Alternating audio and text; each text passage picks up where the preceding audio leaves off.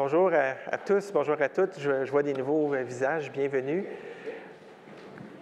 Je suis Jean-Philippe, un des pasteurs ici. Comme dit Paulo, on est vraiment une équipe.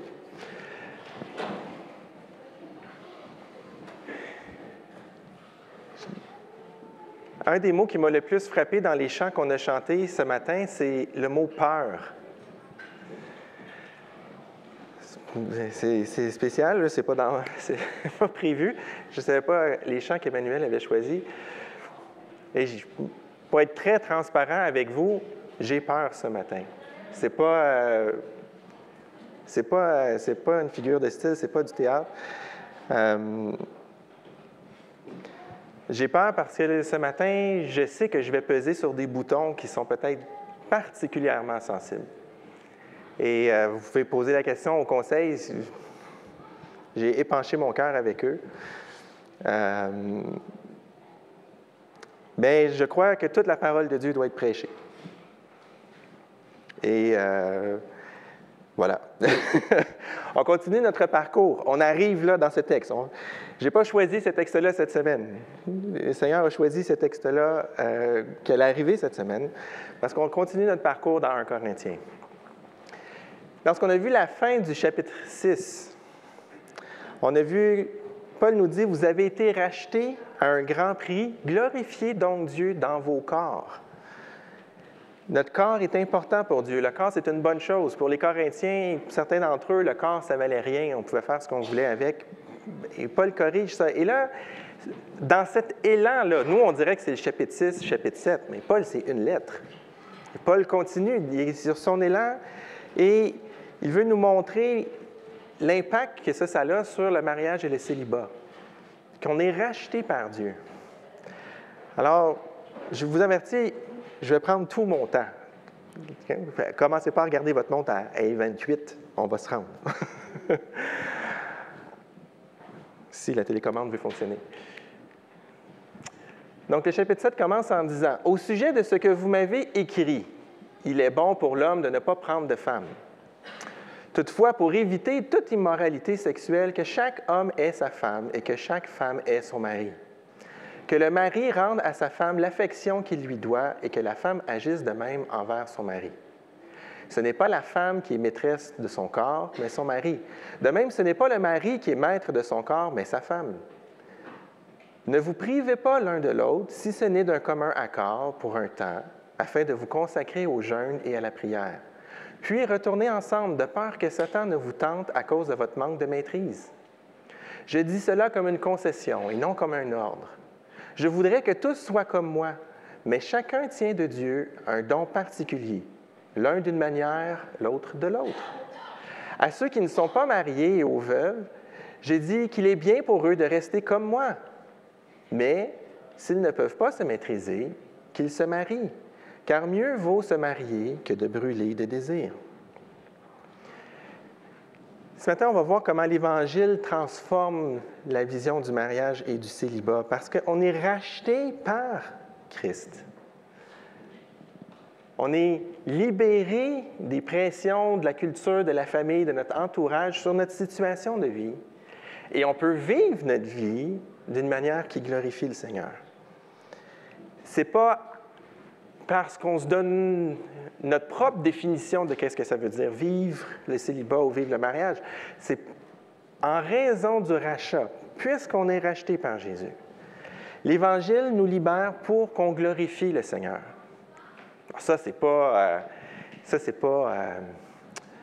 comment je dirais ça? C'est pas un défi, c'est pas scandaleux de dire ça. Mais ce que Paul est en train de dire, c'est que l'Évangile nous glorifie pour qu'on honore seulement le Seigneur. Et c'est là, vous allez voir, pourquoi je dis ça, ça devient difficile.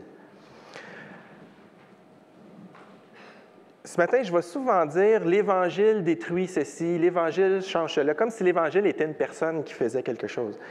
Qu'est-ce que je veux dire par là? Je vais vous cadrer ça dans 2 Corinthiens 17. Dans 2 Corinthiens 17, on change d'épître, Paul il dit « Ainsi, si quelqu'un est uni à Christ, si quelqu'un est en Christ, il appartient à une nouvelle création. » Vous allez avoir des fois, il est une nouvelle créature. Les choses anciennes sont passées, voici les choses nouvelles sont venues. Quand on rencontre le Seigneur Jésus, on change de création. On est une nouvelle création. Ce qu'on va décrire ce matin, ça ne se déroule pas dans le jardin d'Éden après la chute. Ce qu'on décrit ce matin, ça se passe dans la nouvelle création. Les choses ont changé. On vit pas comme des fils d'Adam et Ève, on vit comme des fils et des filles de Dieu. Okay? Il y a un changement qui s'opère dans ce qu'on va décrire ce matin.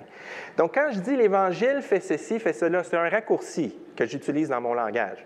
Quand je dis que l'Évangile fait quelque chose, c'est pour dire grâce au salut que Jésus a accompli, grâce à l'œuvre de la croix. Okay? Ça, c'est la réalité de l'Évangile. L'Évangile, c'est que Jésus vient sauver les hommes de leurs péchés.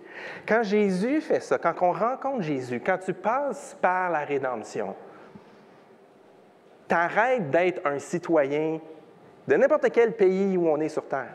Tu n'es plus un citoyen ni de ton pays d'origine, ni du Québec ou du Canada si tu es rendu ici, ni entre les deux si ton statut d'immigrant n'est pas clair. On s'en fiche. Quand tu passes par la croix, tu n'habites plus ici. Tu changes, tu deviens citoyen du royaume de Dieu. Et ça veut dire que les lois changent. Ça veut dire que la culture change. Ça veut dire que les attentes changent. Ça veut dire que les valeurs changent. Tu arrêtes d'être un enfant de ta famille, tu deviens un enfant de Dieu. C'est plus les mêmes règles dans la maison. C'est pas les règles de ta famille, c'est les règles de la famille de Dieu. Fait qu'à toutes les fois où je vais dire « l'Évangile fait ceci, l'Évangile fait cela », c'est à cause de ce transfert-là qui vient d'arriver. Ça va être important de garder ça en tête parce que sinon, je suis obligé de mettre tout ce paragraphe-là à chaque fois. Ça va être vraiment trop long. Fait que je vais toujours dire « l'Évangile fait ceci », c'est puisqu'on a passé par la croix, on a changé de royaume, on a changé de famille, et donc, les conséquences sont que... C'est bon? Ça, c'est notre plan ce matin. Il y a un évangile, mais il y a deux dons dans notre texte. Et l'Évangile rachète nos corps, l'Évangile élève le célibat, et l'Évangile exige une mutualité dans le couple qui est radicale comparativement à tout ce que notre monde veut entendre. C'était vrai à l'époque de Paul, et c'est vrai aujourd'hui. Paul écrit dans un contexte compliqué. Je suis désolé pour l'image générée par intelligence artificielle. Je n'ai pas trouvé de vraies images qui convenaient. Tu as l'Évangile au centre, qui est la culture que Paul essaie d'intégrer dans l'Église de Corinthe, et tu as plein de pression autour. Corinthe, c'est un melting pot culturel. C'est un plat où on met n'importe quoi. Les Grecs et les Romains méprisaient le mariage. Soit qu'ils méprisaient le corps au complet et que le mariage ne servait à rien. Pour les Romains, le mariage, c'était comme un contrat de convenance. Tu ne te maries pas parce que tu aimes la personne, tu te maries parce qu'elle est assez riche, puis on va avoir des enfants, puis l'héritage va se transférer. Pour tout ce qui est affectif, tu te prendras une maîtresse, comme tout le monde. Okay? Donc ça, c'est leur compréhension. Du côté juif, qui était dans l'Église de Corinthe, l'enseignement des rabbins, c'était quand on a 20 ans et qu'on n'est pas marié, Dieu s'exclame que ses os soient brisés. C'était l'enseignement rabbinique. Si à 20 ans, 30 ans, tu es un homme, puis tu n'as pas de femme, puis tu n'as pas d'enfant, Dieu te méprise profondément et préférerait que tu sois mort. Donc, ça, c'est l'enseignement rabbinique. D'accord? Je peux vous donner les références si vous voulez. Pour eux, le célibat, c'est impensable. C'est inconcevable que tu choisisses ça. C'est une malédiction, c'est un échec. Au Québec, des fois, on dit que cette personne-là est une vieille fille parce qu'elle a 25 ans et elle n'est pas mariée. Des fois, on se dit qu'à 30 ans, si tu n'es pas en couple, il y a probablement quelque chose qui ne marche pas avec toi. Hein? Et toutes ces pressions-là sur l'Église, Paul, lui, va les faire éclater. Il va dire non. Là, l'Évangile va aller rejoindre là où vous êtes, vos cultures, puis on va amener de la lumière là-dedans. Fait que ça, c'est le programme. Mais aujourd'hui, on a les mêmes pressions. Pour certains, le mariage est une obligation sociale. Dans d'autres endroits, c'est la performance au lit qui définit à quel point tu es un mâle. Hein? Et combien de partenaires tu as? Combien tu es capable d'en maintenir en même temps? C'est ça, un homme. Je prends une voix plus grave, parce que les hommes, on a une voix grave. Parfois, c'est la virginité d'une femme. C'est l'honneur de la famille. C'est la valeur marchande de la famille. Ce qui va sauver de la famille de la pauvreté, c'est qu'on a 3 filles et elles sont vierges. Et dans certains endroits, si tu es célibataire, passé un certain âge, on a pitié de toi. Tu es une demi-personne. C'était vrai à l'époque et c'est vrai aujourd'hui. Et c'est dans ce contexte-là que Paul répond. Je vais trop vite. Voilà, on est là. Si on appartient à Christ, nous ne sommes plus esclaves des attentes de la culture terrestre. C'est fini, ça. Et c'est très facile à écrire. Ça ne m'a coûté rien du tout écrire cette phrase-là. Mais le vivre, par exemple. Parce qu'on intègre ça. On intègre des messages depuis notre enfance. À 12 ans, dans la cour d'école, après l'école, j'étais resté dans la cour d'école et j'ai pleuré comme un bébé parce que je n'avais pas eu de petite copine à 12 ans. Je peux vous garantir que ce n'était pas une pression de mes parents. Moi, tout ça, je voyais mes amis de classe avoir des chums puis des blondes. Puis moi, je n'avais pas. Puis avec la personnalité que j'avais, c'était compréhensible. Mais la réalité, c'est que j'étais convaincu que j'allais finir ma vie tout seul. Il y avait quelque chose qui n'allait pas avec moi. Oui, il y avait quelque chose qui n'allait pas avec moi, mais le Seigneur a transformé. Mais à 12 ans, j'avais tout seul imaginé cette pression-là. Et personne ne me l'a enseigné. On intègre des choses dans nos vies. Mais quand on arrive auprès de Jésus, lui, à cause de l'Évangile, il fait sauter tout ça. Mais c'est facile à dire. Alors, Paul écrit « Au sujet de ce que vous m'avez écrit », et là, il cite les Corinthiens. Je suis convaincu qu'il cite les Corinthiens parce que cette phrase-là n'a aucun sens avec Genèse, chapitre 2, quand Dieu dit « Il n'est pas bon que l'homme soit seul ». Fait que là, ici, quand on dit « Il est bon pour l'homme de ne pas prendre de femme », c'est comme si ça contredisait ce que dans... Les Corinthiens ont cette idée-là. Écoutez, Paul, nous, on pense, on est un groupe à Corinthe, une des couleurs dans la mosaïque. On se dit que c'est une bonne chose de ne pas avoir de femme. Paul dit, il va démolir ça un peu. Il va dire, OK, parce que plus tard, il va dire que c'est une bonne chose d'être célibataire. Fait qu'il ne veut pas... c'est fin, là, son argument. Là. Il va dire, toutefois, pour éviter toute immoralité sexuelle, que chaque homme ait sa femme et que chaque femme ait son mari. Paul maintient 2 vérités en tension. Le mariage n'est pas spirituellement inférieur au célibat. Le mariage est une bonne chose, Dieu l'a créé, les relations conjugales dans le mariage sont saines, sont bonnes, c'est pur. Et qui maintient ça. De l'autre côté, le mariage n'est pas une obligation universelle. Paul ne dit pas « tout le monde doit se marier, sinon Dieu va les écraser » ou « tout le monde doit se marier, sinon ils sont des échecs ». Le mariage est une protection, c'est un endroit sécuritaire pour vivre l'intimité. C'est un cadeau, ça. On peut la vivre d'une manière saine et sainte à l'intérieur du mariage. C'est pour ça que ça a été créé. Ce n'est pas une prison, mais c'est un jardin où on cultive une intimité. La sexualité s'épanouit dans ce contexte-là. Et si tes choix sont dictés par tes propres désirs, tes propres pulsions ou le monde autour de toi, l'Évangile t'offre un rachat.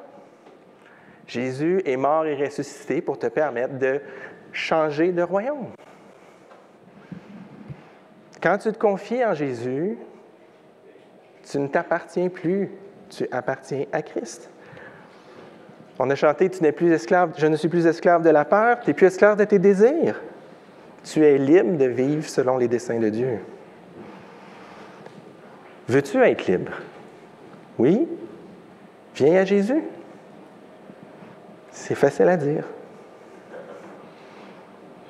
Mais viens. À quel point est-ce qu'on est influencé par notre culture, par ce qui nous entoure?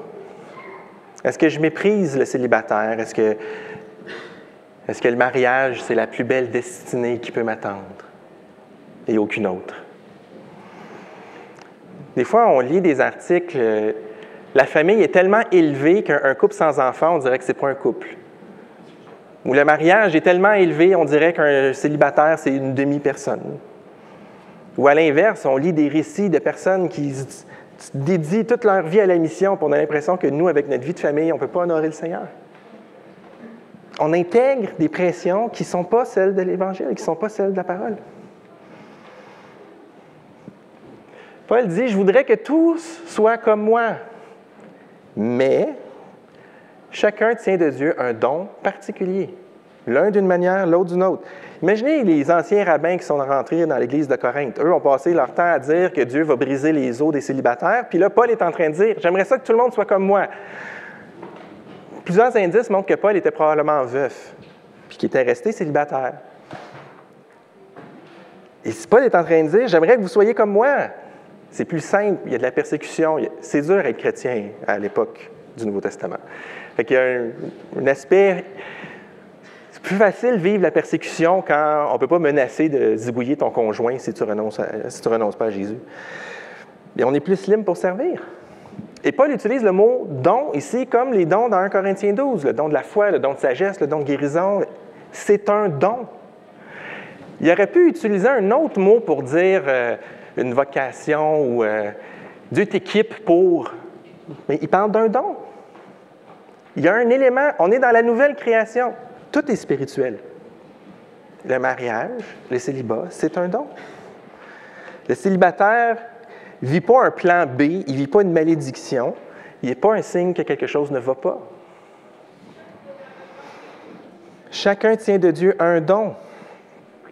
Il n'y en a pas un qui est supérieur à l'autre. Le mariage permet de représenter dans notre vie l'union entre Christ et l'Église. Le célibataire montre, ça va être quoi vivre dans la nouvelle création, quand Jésus va revenir, où on va prendre ni mari ni femme. Le célibat, c'est la fin de nous tous, dans le sens où, lorsqu'on va être en présence du Seigneur, pleine et parfaite, on ne va pas se remarier. Parce qu'on va vivre l'image du mariage, on va être réunis avec Christ. Sur terre, on mimique, on représente comme des acteurs, on met en scène, on met en vie cette réalité que Jésus prend soin de son Église comme un mari devait prendre soin de son épouse. Fait que vous voyez que dans la nouvelle création, c'est même pas humain d'être célibataire ou d'être marié. C'est spirituel, c'est divin. C'est une vocation à laquelle Dieu nous appelle. Dieu aime les deux. Mais c'est vrai que le célibat peut rimer avec solitude. C'est vrai que le mariage peut rimer avec conflit. Mais pour Dieu, ces deux états-là sont valides et sont bons. À ceux qui ne sont pas mariés, aux veuves, je dis qu'il est bien pour eux de rester comme moi, mais s'ils ne peuvent pas se maîtriser, qu'ils se marient, car il vaut mieux se marier que de brûler de désir. Paul ne dit pas « faut que vous vous mariez ». Il dit, « faut que vous restiez tout seul ». C'est bon de rester seul. Et c'est bon de se marier si ce n'est pas possible. Si vous brûlez de désir au point où Satan va vous faire tomber dans l'impureté, mariez-vous. Ce n'est pas une condamnation du mariage, c'est de reconnaître que Dieu nous a créés avec des désirs, avec des besoins. Et le mariage, c'est le cadre pour le vivre. Ici, je vais faire une parenthèse. Marie-toi, si tu ne peux pas te tenir, ce n'est pas la plus belle lettre d'amour au mariage que vous allez trouver, OK? Mais la lettre aux Corinthiens, ce n'est pas l'ensemble de l'enseignement de la Bible sur le mariage.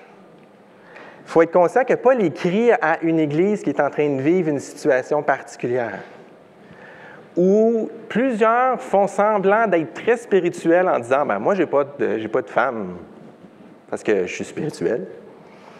Mais quand personne ne regarde, je vais aller voir les prostituées sacrées parce que ça ne compte pas de toute façon. » Fait que Paul est en train de dire « non, non, non, non. Premièrement, tu n'es pas plus spirituel parce que tu dis à tout le monde que tu n'as pas de femme. Puis deuxièmement, l'immoralité, on va se rappeler du chapitre 6. C'est pas la place. La pureté, c'est pas négociable. Et si Dieu ne te donne pas le don d'avoir la maîtrise là-dessus, comme il peut donner aux célibataires, d'être en paix, ce n'est pas nécessairement que les célibataires n'ont pas de besoins qui s'expriment, mais ils sont en paix avec ce qu'ils vivent. Si Dieu ne te donne pas ce don-là, ne rejette pas le mariage en pensant qu'en faisant semblant de rester tout seul, le mariage, c'est un endroit positif pour vivre ça. Donc, l'Évangile nous appelle ni à mépriser, ni à idéaliser le célibat ou le mariage. Les deux sont égaux. Oui, mes parents pensent que... Oui, mais mes amis vont penser que...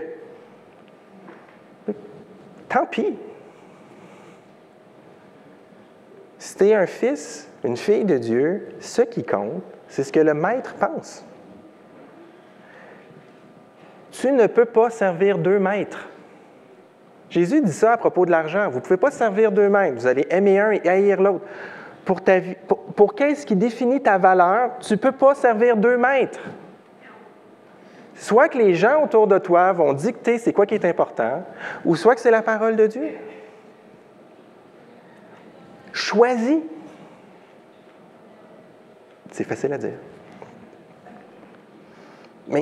Mais c'est ça le choix. C'est qui mon maître? Mais quand tu vis avec des gens autour de toi qui ont toujours eu une influence sur toi, tes parents, des amis, tes oncles, tes tantes, le village, les collègues de travail, les amis à l'école, quand ces gens-là contrôlent ta valeur, d'arriver et de dire « OK, non, à partir d'un moment, de maintenant, Seigneur, c'est toi qui vas définir ma valeur », c'est difficile à vivre parfois. Les gens posent des questions.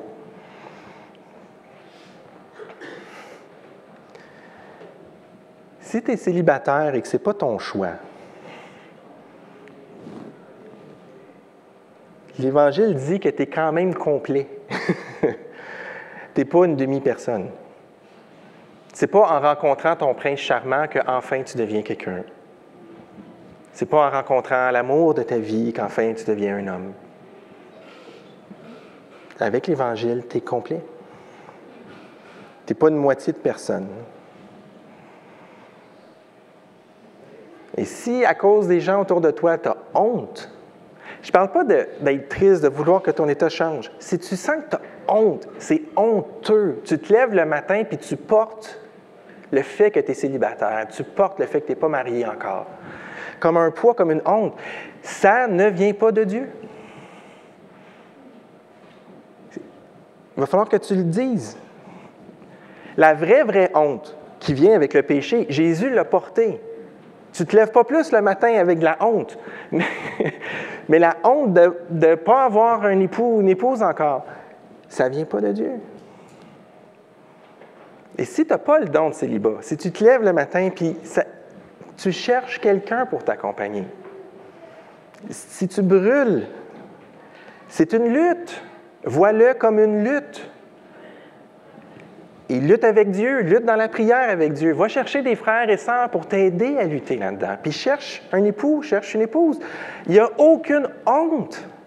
Il n'y a aucune honte à lutter. La honte, ça ne devrait pas vraiment exister de ce côté-ci de la croix. Jésus a porté tout ce qui faisait honte. Quand on fait des choses qu'on a honte et qu'on a raison d'avoir honte, on vient demander pardon au Seigneur et on reçoit l'honneur qu'il nous donne. Et de grâce, ne traitons pas les célibataires comme des citoyens de seconde classe. Et la petite question, « Pis, t'as-tu trouvé quelqu'un? » Des fois, elle n'est pas bienvenue.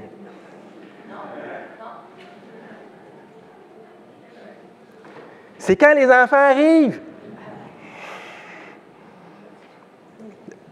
Faisons attention. Faisons attention.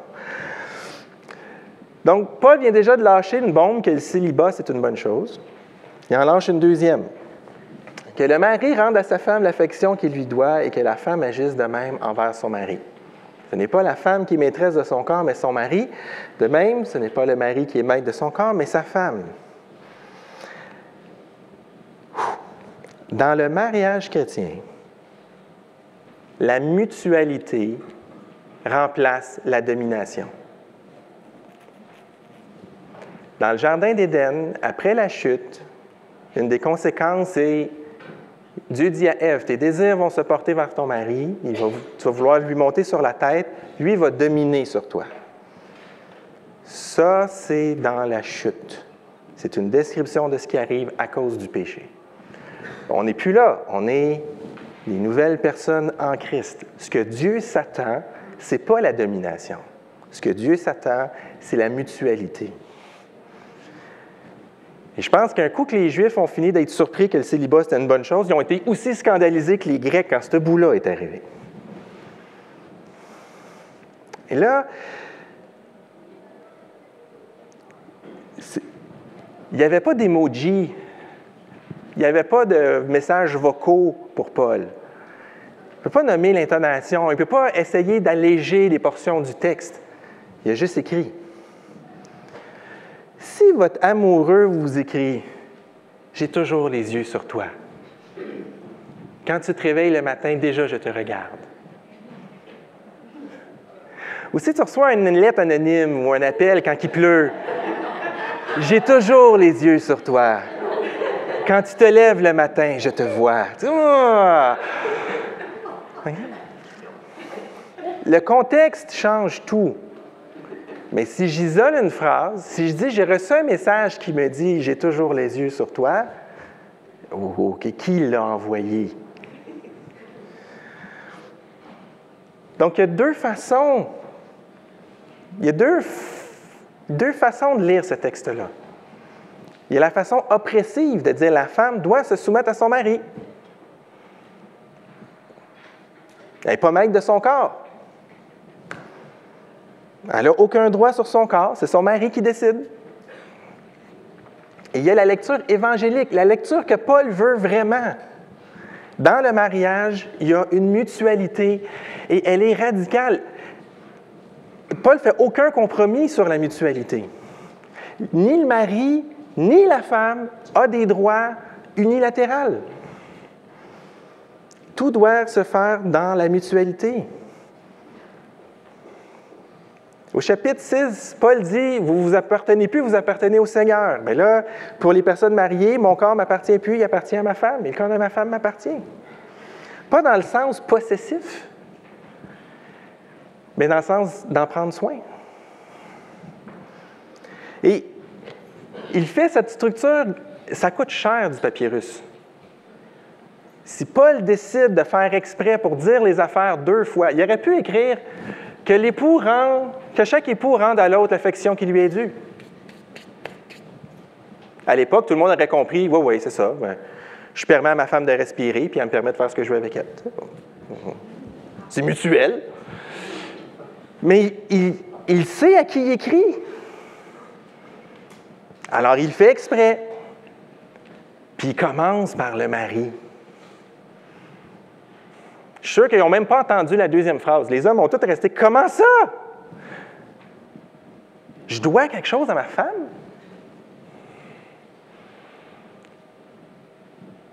Ah, OK, elle aussi, elle me doit quelque chose. OK, son corps m'appartient. Mon corps lui appartient! Ils ont eu le temps de prendre leur souffle. Ils n'ont pas entendu le milieu.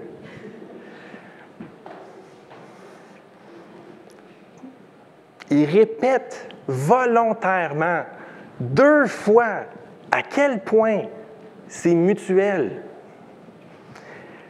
Au Québec, aujourd'hui, ça a l'air tellement anodin, ça a l'air même presque un peu rétrograde. C'est pas rétrograde. Et pour l'époque,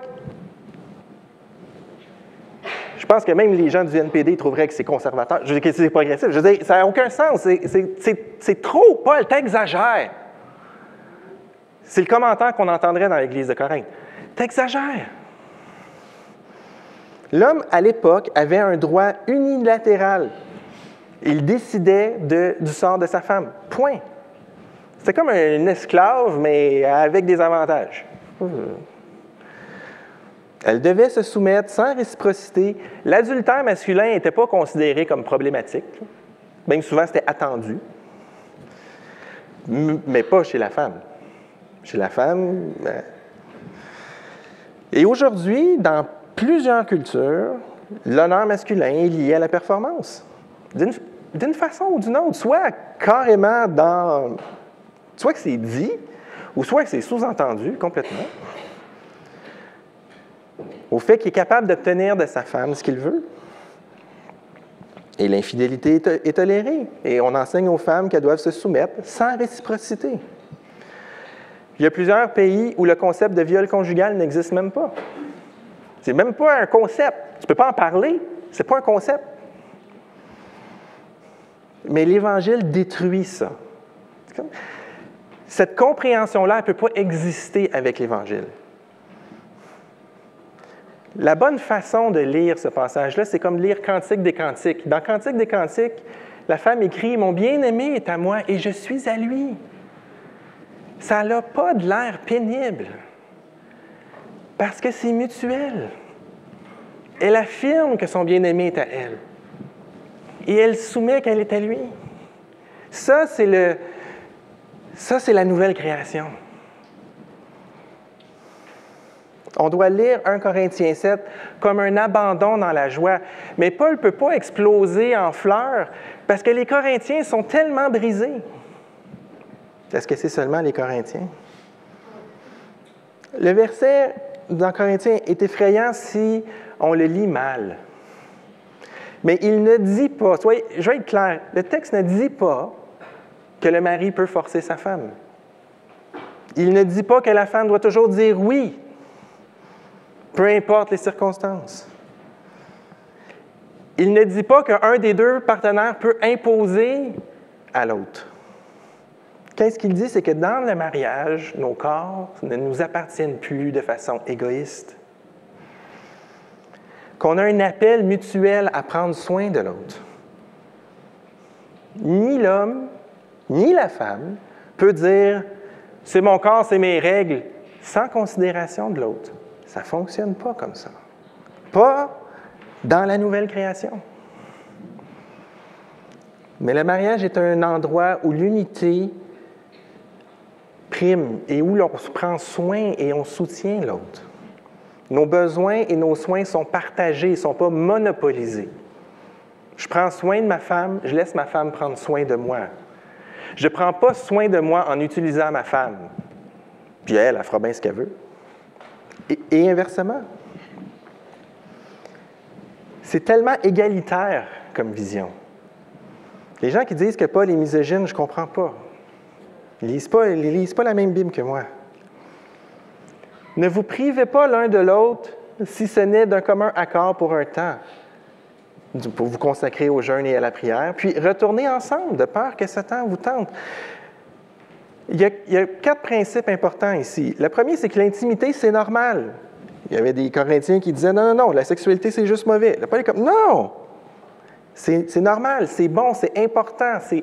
La norme, ça devrait être d'avoir des rapports ensemble. » L'abstinence, on s'entend que pour un temps, on n'aura pas de relation ensemble, c'est une exception. Puis elle est mutuelle, on se comprend. Ici, c'est spirituel, c'est le jeûne et la prière. Mais il y a la maladie, il y a les grossesses, il y a peu importe.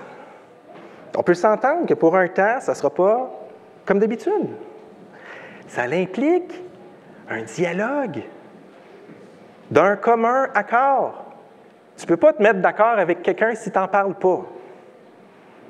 Ouais, mais j'ai envoyé un signe. Non, parlez. Il y a des mots. Ici, on a aussi que l'intimité, ce n'est pas juste pour faire des enfants. Vous remarquez, il n'y a pas d'enfants là-dedans. La sexualité, ce n'est pas seulement pour faire des enfants. Ça nourrit le couple. C'est quelque chose qui tisse l'intimité.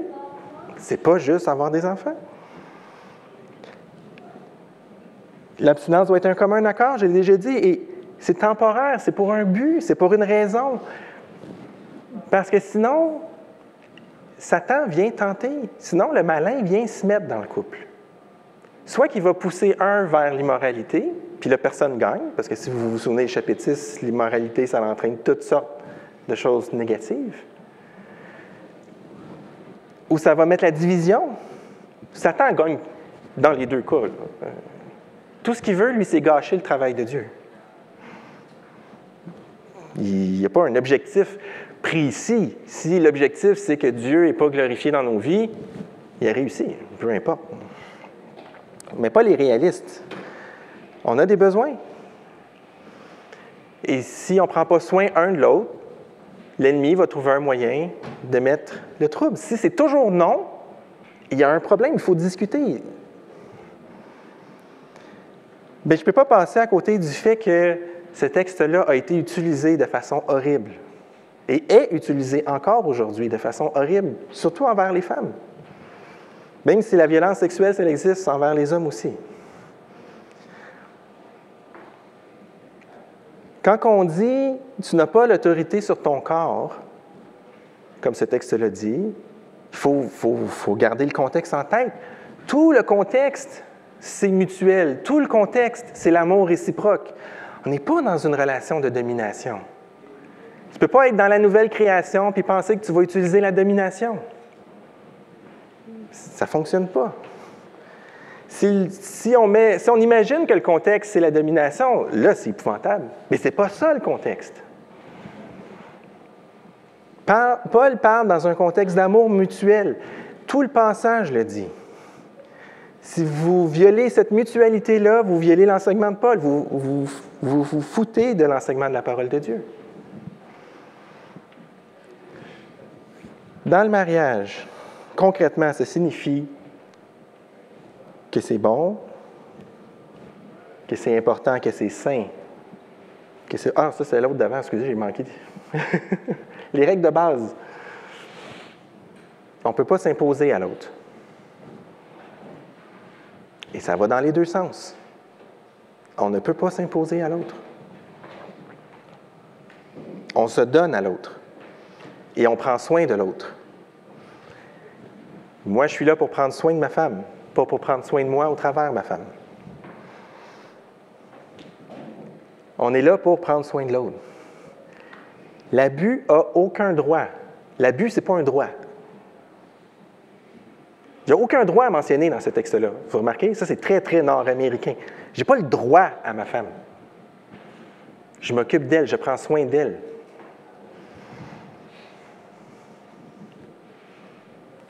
Et on n'utilise pas la sexualité pour marchander. Ni d'une façon, ni d'une autre. Ça aussi, c'est une forme de violence. Ce qu'on s'attend, c'est que ça serve à prendre soin de l'autre. C'est ça l'objectif.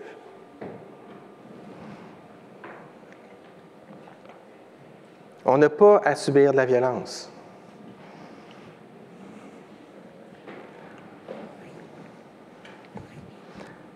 On n'a pas à subir de la violence.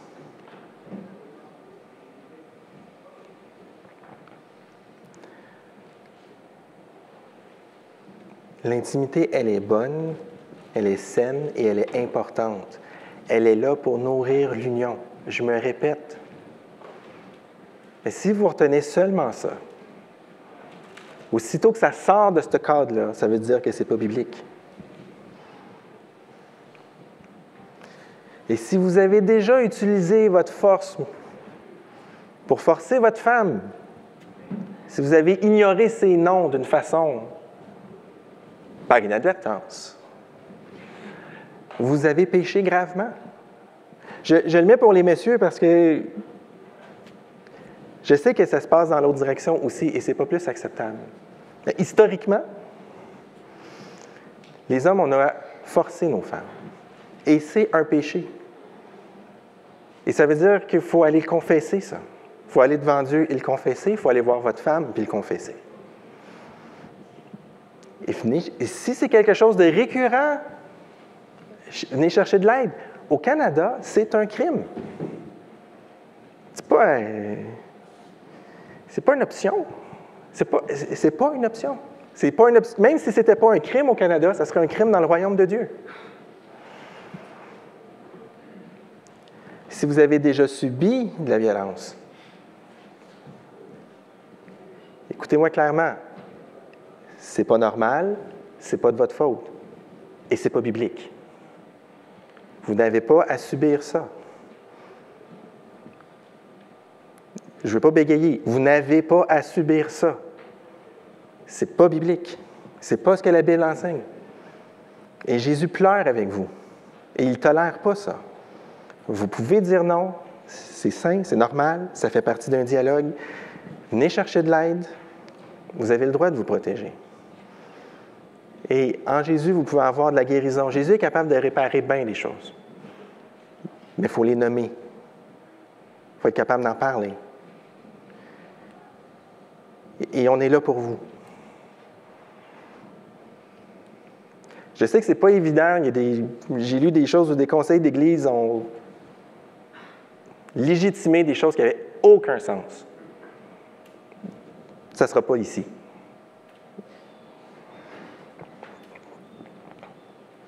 Quand l'Ecclésiaste dit qu'avec beaucoup de connaissances, on a beaucoup de chagrin, j'ai fait beaucoup de recherches. J'ai beaucoup de chagrin. C'est un don de Dieu, on doit le cultiver sainement. Et si ça va bien dans votre couple, gloire à Dieu. Célébrez-le et prenez-en soin. Prenez-le pas pour acquis. Et si dans votre couple, il y a de la difficulté sur ce sujet-là, allez chercher de l'aide. Il n'y a pas de honte. Au lieu de faire des bêtises. L'Évangile rachète nos corps et nos choix. Nos décisions ne sont pas dictées par la pression du monde. Le célibat, ce n'est pas une demi-personne. Et le mariage, c'est un endroit où ça devrait être mutuel.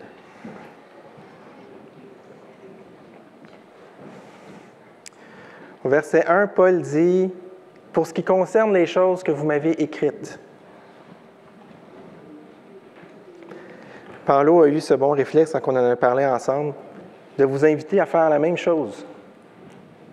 S'il y a des questions, s'il y a des commentaires, s'il y a une urgence, vous nous écrivez, vous nous appelez, vous nous envoyez un pigeon voyageur, vous venez cogner à notre porte. Jean-Philippe est occupé, jamais assez occupé. Paulo non plus. Écrivez-nous. Paulo et Luciana sont là, sont formés et ont un cœur qui brûle pour aider les couples. Si ça ne va pas, vous avez des gens vers qui vous tournez. On n'est pas là pour vous juger, on n'est pas là pour évaluer le parcours, tu aurais dû faire ça. On va commencer par prendre acte de ce qui se passe, puis essayer de vous orienter au travers de la parole de Dieu. Et peu importe ta situation, en Christ, tu es complet. Alors viens à lui. Et si ce matin, c'est la première fois que tu réalises tout ça, bien viens à lui. Viens me voir après, si tu veux. Comment je fais pour rencontrer Jésus? Viens me voir. Accroche. Quelqu'un ici qui connaît Jésus, demande-y. Jésus est mort et ressuscité pour racheter ta vie. Te débarrasser du péché et de faire de toi une nouvelle créature. Ça implique les échecs, ça implique nos fautes.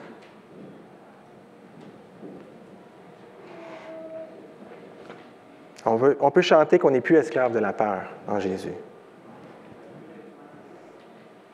Et si ce matin, le Seigneur a mis le doigt sur des choses sur lesquelles tu dois te repentir, ne laisse pas le fait qu'il est 11h30, maintenant je m'en vais chez nous, je reprends ma vie, j'arrête d'y penser. Non. La grâce de l'Évangile pour être transformée est disponible ce matin.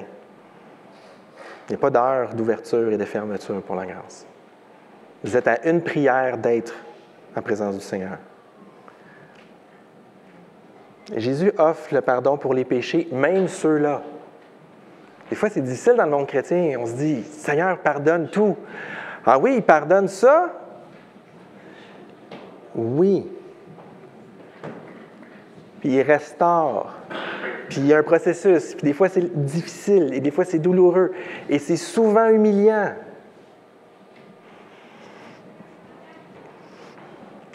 Je parlais avec un homme un jour, il a dit, je fréquentais celle qui allait devenir mon épouse, puis je lui ai confessé que j'avais un problème avec la pornographie. Ça a été tellement l'expérience la plus épouvantable de ma vie, je n'ai plus jamais retouché à la pornographie parce que je ne voulais plus jamais avoir à faire face au visage de ma femme quand j'y ai dit. Amen. Des fois, c'est des exercices de croissance. J'aimerais qu'on prie. Je prie pour vous. Mais je vais laisser une pause de 30 secondes pour que vous regardiez votre cœur, qu'est-ce que Dieu fait remonter avant de prier.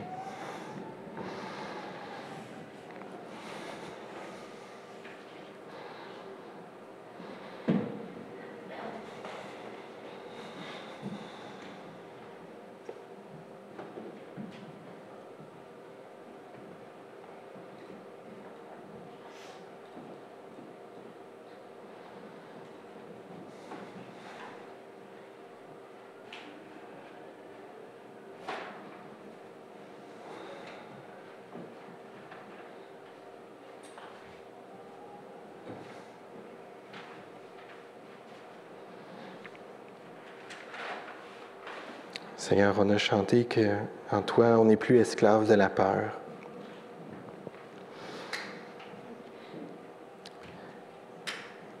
Et Seigneur, des fois, notre situation de vie, c'est ce qui nous terrorise.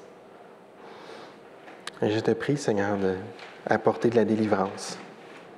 Viens transformer notre façon de penser, et transformer notre façon de vivre, pour qu'on te représente, Seigneur, qu'on te ressemble de plus en plus. Donne-nous de vivre nos vies d'une façon qui t'honore et qui élève l'autre. Et Seigneur, je prêchais ce texte parce que je te fais confiance. Que si des plaies sont ouvertes, tu vas nous donner de pouvoir aider à la guérison. Je te prie de donner le courage, l'impulsion aux gens.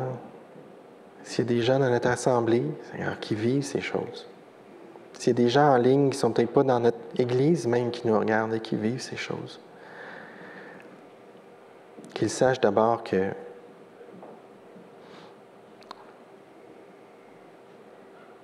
tes principes sont des principes positifs qui nourrissent, qui prennent soin. Et que toi, tu n'es pas un Dieu de domination et d'exploitation. Seigneur, que tes enfants qui te connaissent puissent te trouver de l'aide, Seigneur, si nécessaire. Et donne-nous de vivre d'une façon qui te glorifie. Parce que tu le mérites, Seigneur, et parce que c'est ce qui est bon pour nous. Donne-nous d'être des agents de guérison autour de nous. Si ce n'est pas dans notre assemblée, Seigneur, c'est peut-être des collègues de travail, des amis, des gens dans notre entourage qui vivent des situations qui n'ont aucun sens. Et Seigneur, qu'on puisse être de la lumière qui vient briser les ténèbres. Amen.